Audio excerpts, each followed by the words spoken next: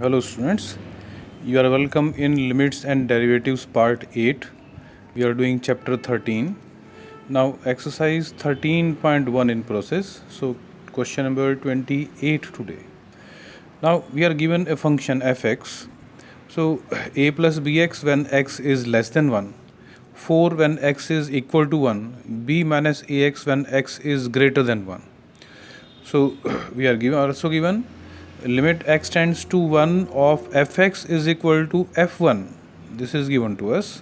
So evaluate AB. It means when limit x tends to 1 of fx that is given to us, so it means the limit of this function at 1 is existing. So it means left hand limit will be equal to right hand limit. So this in turn can be written as limit x tends to 1 minus of fx, that is left hand limit of fx at 1, is equal to limit x tends to 1 plus of fx, and that is equal to f1. So this is tends to. Now it means we'll have two equations. First taking this term, so limit x tends to 1 minus of fx is equal to f1. Second equation, that will be limit x tends to 1 plus of fx is equal to f1. So evaluate both limits. Now fx when x is 1 minus means less than 1, all this value will fall in this interval less than 1. So it means for less than 1 the function is a plus bx. So you put replace fx by a plus bx and then evaluate the limit as we are doing earlier. So because it is left hand limit, so we can replace x by 1 minus h, where h tends to 0. So you put the values and change the limit. H tends to 0, a plus b of 1 minus h. Now it is equal to f1, and what is value of f1? It is equal to 4 given to us. So is equal to 4. So by evaluating the limit, it will be a plus b is equal to 4. Let it is first equation.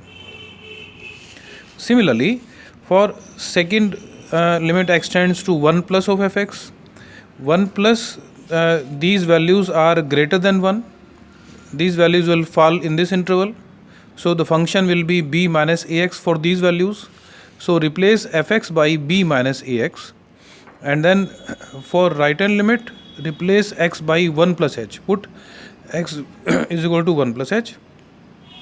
So h tends to 0 when x tends to 1, and evaluate the limit. So f1 is 4. So it is b minus a is equal to 4 after simplification. Now solve first and second equation using elimination method to find values of a and b, and we'll have b is equal to 4 and a is equal to 0. These are the required values of a and b. So I hope it is clear to you. Move on to the next question number 30. In this we are given fx, the function mod of x plus 1 when x is less than 0, equal to 0 at x is equal to 0. Function fx is equal to mod of x minus 1 when x is greater than 0. So all these are domain. So domain is the set of real values. For what values of a limit x tends to a of fx exist? So we want to evaluate a, or we want to evaluate all points where limit of this function exists in its domain. Domain is a set of real values. So in the solution, whole domain that we have to discuss. So we consider a. So a can be any value in its domain. Now let a is less than 0. So we a can be less than 0, a can be equal to 0, or a can be greater than 0. So we have to discuss all the three cases. For a less than 0, limit x tends to a of fx. For less than 0, the function is mod of x plus 1. It means for left hand limit, for right hand limit, the function is not going to change. So therefore the limit will exist, and it will be a plus 1 after simplification we can evaluate. So limit exists for all a less than 0. Now second, when a is greater than 0, When a is greater than 0, it means the value of a will fall in this interval, and fx will be mod of x minus 1. So it means limit x tends to a of fx will be limit x tends to a of mod of x minus 1. Now because at a the limit the value of the function is not changing on the left hand side of a, on the right hand side of a, the function of fx, that is the function fx, is same, this one. So that's why there is no need to evaluate left hand limit and right hand limit. So now evaluate, it will be a minus 1. It means left hand limit and right hand limit both are equal to a minus 1, so limit exists. So I told you there is no need to evaluate left hand limit and right hand limit. We will evaluate the left hand limit and right hand limit when the value of the function is changing at the particular point. So it means limit x tends to a of fx exists when a is greater than 0. Now you consider third point, when a is equal to 0. So at a equal to 0, the value of the function that is changing, you can see here. So less than 0 for left hand limit, the function is this. Right hand limit for value greater than 0, the function will be this. So function is changing at 0.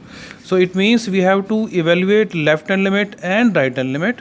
So when a is equal to 0, so evaluate limit x tends to 0 of fx. Now left hand limit 0 minus of fx. 0 minus means values are slightly less than 0. For less than 0, function is mod of x plus 1. So you put values and evaluate. So it will be 1. Now similarly, right hand limit x tends to 0 plus of fx, the function is now mod of x minus 1, and after evaluation it will be minus 1. So clearly left hand limit is not equal to right hand limit. So therefore limit x tends to 0 does not exist. You can also write down limit x tends to a of fx does not exist when a equal to 0. Now we have to write down the result, the answer. So it means the function fx, limit x tends to a of fx, will exist everywhere except at a equal to 0. It means the limit is existing everywhere, only at 0 the limit is not existing. So you have to write the answer in the way it is required in the statement. So I hope it is clear. Now move on to question number 31. Limit x tends to 1 of fx minus 2 upon x square minus 1 is equal to pi given to us. Evaluate limit x tends to 1 of fx. So evaluate this. Now apply algebra of limit here. So write limit with the numerator and denominator, then cross multiply like this, and then write the limit. Because this is constant function, so it is independent of x. So there is no need to write down the limit with this function. Limit x tends to 1 of fx minus 2 is equal to pi into, when you evaluate limit of this function at a, this function is 0, so that's why pi into 0. So it will be 0. Now shift 2 on the right hand side, 0 plus 2. So limit x tends to 1 of fx is equal to 2. I hope it is clear to all of you. Question number 32. Now fx is given as mx square plus n where x is less than 0. Function fx is nx plus m when 0 less than equal to x less than equal to 1. Function is nx cube plus m when x is greater than 1. So there are two breakpoints for this function. Value of the function is changing at 0 as well as at 1. So for what value of nm, the limit x tends to 0 of fx and limit x tends to 1 of fx exist. So it means limit x tends to 0 of fx exist. That means left hand limit of fx at 0 means limit x tends to 0 minus of fx will be equal to limit x tends to 0 plus of fx. You have to simplify this, find an equation in nm. Similarly, limit x tends to 1 of fx exist means left hand limit at 1 will be equal to right hand limit at 1, and you will get another equation in nm after simplification. And now use the elimination method to find values of nm. You try to solve this question as well as all remaining questions of this exercise 13.1. And that's all for today. Thank you.